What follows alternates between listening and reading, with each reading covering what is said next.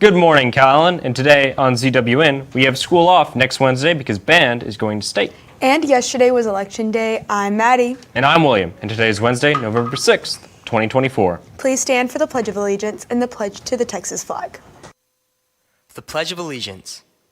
I pledge allegiance to the flag of the United States of America and to the republic for which it stands, one nation under God, indivisible, with liberty and justice for all.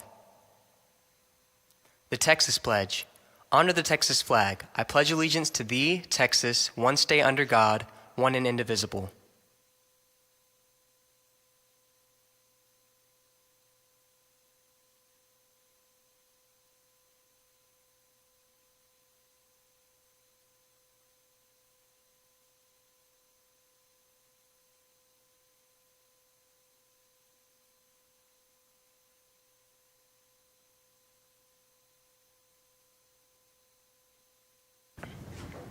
The opening night for the Anastasia musical is this Friday. Tickets can be bought through RevTrack. Be sure to support our choir.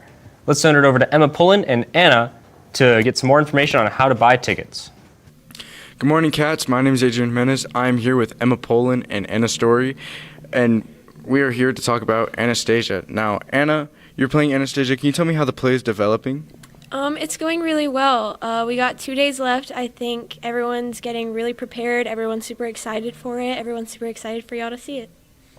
And can you tell me about the times and dates and where people can get tickets? Yeah, so we open on Friday at 6:30, and Saturday we also perform at 6:30, and then on Sunday we perform at 2, and then the weekend after that we're going to have children's performances and a 7th period performance, so make sure y'all go and get y'all's tickets. That's amazing. Now let's turn it back to the studio.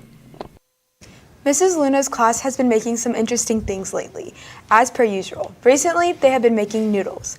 We spoke with Bee, a talented baker, to get some more information on how that's been going. Let's take it to her.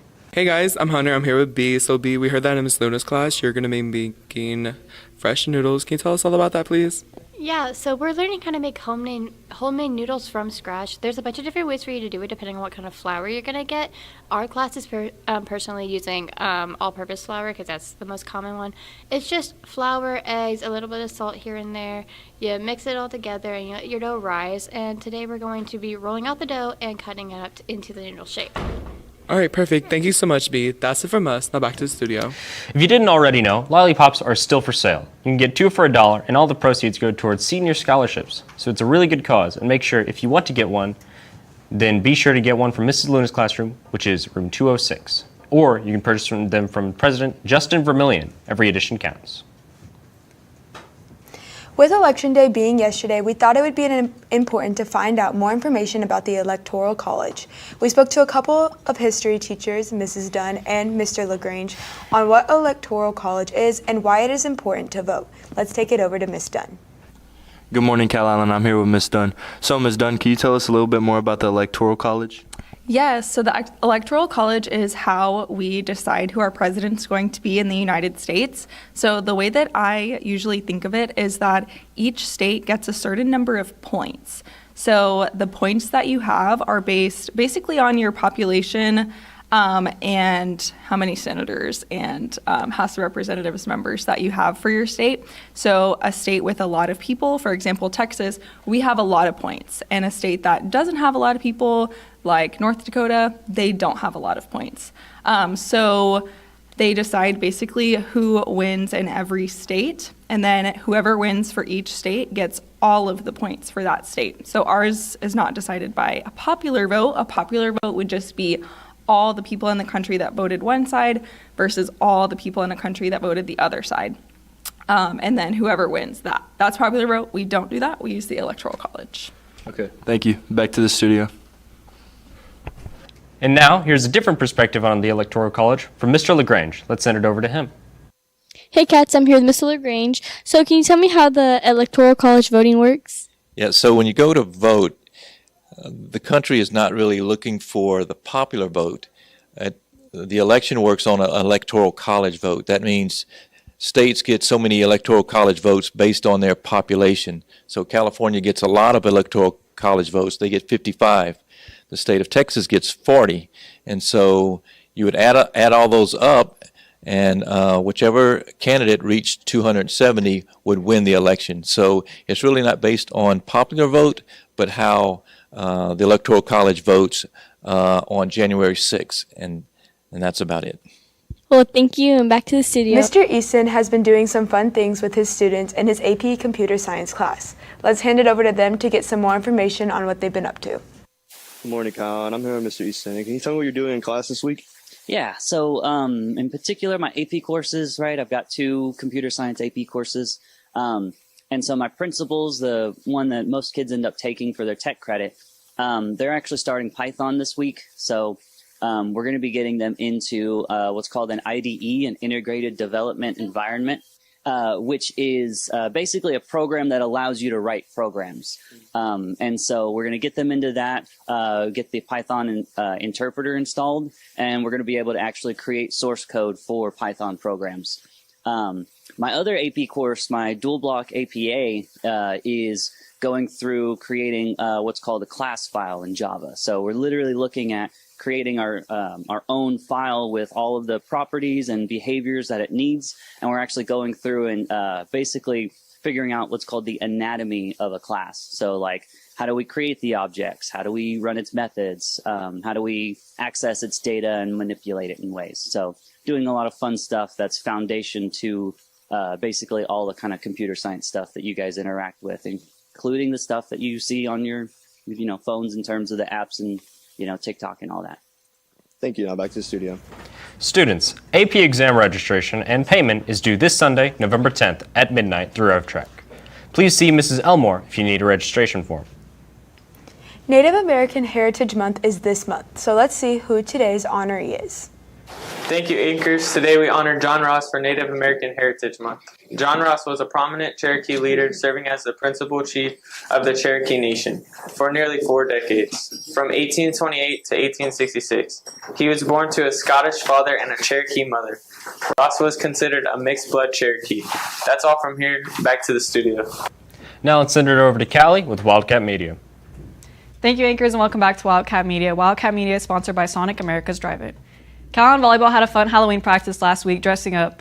Lauren Dillon even went ahead and dressed up as our very own trainer, Lauren Dillon, and everyone loved it. Now it's all for media. Back to the Anchors. Thank you, Callie. And now let's send it to Maddie with the rundown on sports. After this, quick break.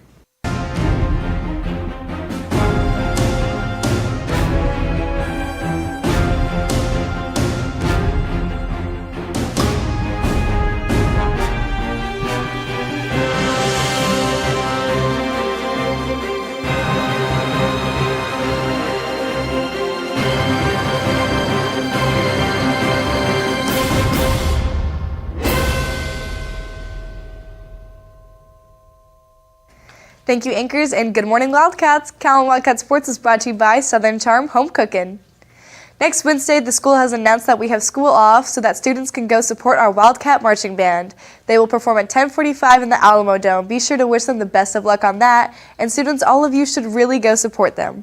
We spoke with Mr. Valperts to get his thoughts on that. Let's take it over to him. Hi, I'm Quinn. I'm here with Mr. Valperts. Mr. Valperts, we have a day off on Wednesday. Can you tell us about that? Yeah, sure can. The Calallen High School band has been competing throughout the season through a grueling UIL system. We made it through the region marching band contest. We made it through the area prelims. We made it into the area finals. We were area runner-up.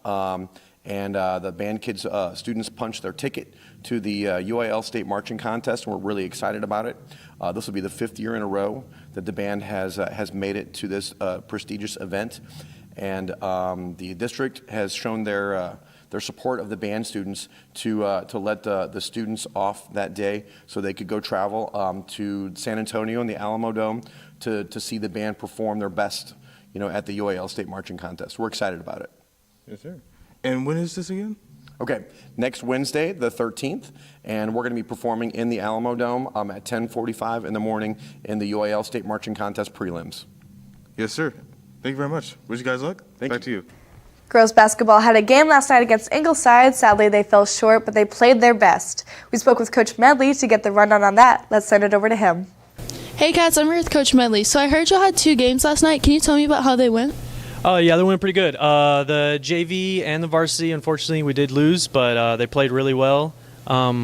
We're going to bounce back tonight with practice, and then when we comes up tomorrow, we have both our JV teams are going in for a tournament, and then we have another home game on Tuesday, so hopefully we can come back on that. That's awesome. Thank you. Back to the studio.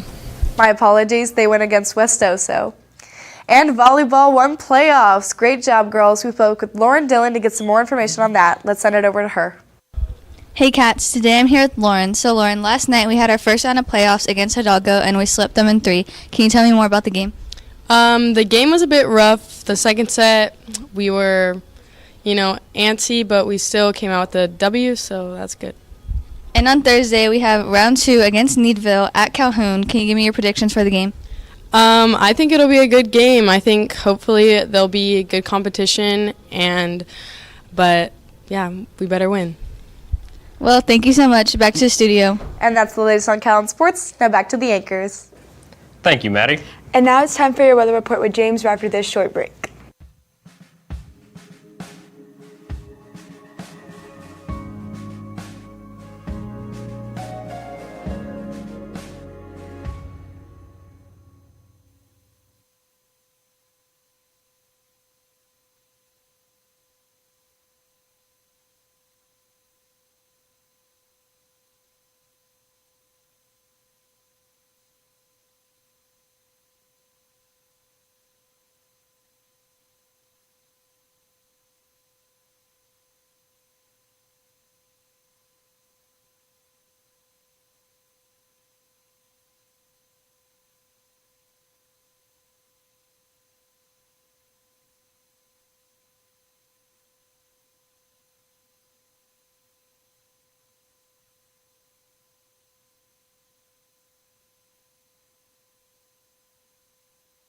Malfunctions here about my microphone, but hopefully this time we'll get it right. Your weather forecast is brought to you by Baytech Robinson Families. Currently temperatures right now at 79 degrees with partly cloudy skies and east winds at 7 miles per hour. Looking on your Doppler radar, everything is clear. Seeing a lot of clouds today, but little to no rain. And that coastal flood advisory does remain in effect until Thursday evening around 6 p.m. And about Hurricane Rafael, currently that storm is making landfall in western Cuba with 120-mile-an-hour winds as a Category 3. The expected category when it makes landfall somewhere in the Gulf of Mexico could range anywhere from a post-tropical depression to a Category 1 hurricane. And of course, that range of potential wind speeds is very large as well. And the thing is, currently, the hurricane's path looks to take it very close to the coastal bend, but different models are showing a northward or southern turn. So everything regarding storm surge, landfall location, and landfall timing is still yet to be determined. And the next 2 days, Friday and Saturday, maximum temperatures are going to remain in that 82 to 87 degree range, but those heat indices 92 to 97. So again, deceptively warm. Make sure to watch out for that. And now looking onto your 2 to 10 forecast, temperatures ranging from 82 degrees down to 73 degrees by 10 p.m. and those clouds clearing out, but that rain chance jumping up to 15%. Those winds remaining a little bit more calm than what we've been seeing with the maximum around 6 p.m. with winds 9 miles per hour out of the east-southeast. And looking onto your 3-day outlook into your 2-day weekend, of course, Thursday and Friday, today and tomorrow, you can expect heat indices upwards of 95 degrees with some light rain chances. But between Friday night and Saturday morning, there's going to be another cold front that will impact the coastal bend region, and temperatures will drop back down into the lower 80s as the storms move out of the region. And those winds, they'll remain out of the east between 5 and 15 miles per hour. With that, let's take it back to the anchors.